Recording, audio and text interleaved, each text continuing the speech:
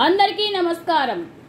మన్మోహన్ సింగ్ గారు 1932 సెప్టెంబర్ 26న పంజాబ్ రాష్ట్రంలోని గార్ గ్రామంలో జన్మించారు. ఈ గ్రామం పాకిస్తాన్లో ఉంది. దేశ విభజన తరువాత మన్మోహన్ సింగ్ కుటుంబం 1948లో హల్దావానికి తరువాత అమృత్సర్కి వలస వచ్చింది. అమృత్సర్ హిందూ కాలేజీలో విద్యాభ్యాసం చేశారు. పంజాబ్ యూనివర్సిటీ నుండి డిగ్రీ పట్టా పొందారు. పంజాబ్ యూనివర్సిటీ విద్యాభ్యాసం పూర్తి అయ్యాక కేంబ్రిడ్జి విశ్వవిద్యాలయంలో మాస్టర్ పూర్తి చేశారు. మన్మోహన్ సింగ్ 2004, 2014 2 పర్యాయాలు భారత ప్రధానిగాను పనిచేశారు. 2004లో లోక్సభ ఎన్నికల్లో అటల్ బిహారీ వాజ్పేయి గారి నేతృత్వంలోని ఎన్డీఏపై కాంగ్రెస్ విజయం సాధించింది. తర్వాత ఆయన తొలిసారిగా 2004లో ప్రమాణ స్వీకారం చేశారు. 2009 నుండి 2014 రెండవసారి పదవిలో కొనసాగారు. గ్రామీణ ప్రాంతంలో ఇప్పటికీ పని కల్పిస్తున్న ఉపాధి హామీ పథకాన్ని మన్మోహన్ సింగ్ గారు హయాంలో ప్రారంభించారు. జాతీయ గ్రామీణ ఆరోగ్య మిషన్, సమాచార హక్కు చట్టం వంటి కీలక సంస్కరణలకు పునాది వేశారు.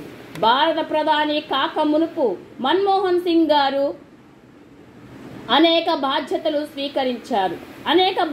నిర్వర్తించారు. 1982 నుండి 1985 వరకు రిజర్వ్ బ్యాంక్ గవర్నర్ గాను పనిచేశారు. 1985 నుండి 1987 వరకు ప్లానింగ్ కమిషనర్ గాను, వైస్ చైర్మన్ గాను బాధ్యతలు నిర్వర్తించారు. యూనివర్సిటీ గ్రాండ్ చైర్మన్ గాను కూడా పనిచేశారు. 1991లో ఆర్థిక సంక్షోభం పరిస్థితులు గట్టెక్కించడానికి మన్మోహన్ సింగ్ గారును రాజ్యసభకు పంపించి ఆర్థిక మంత్రిని చేశారు. పివి నరసింహారావు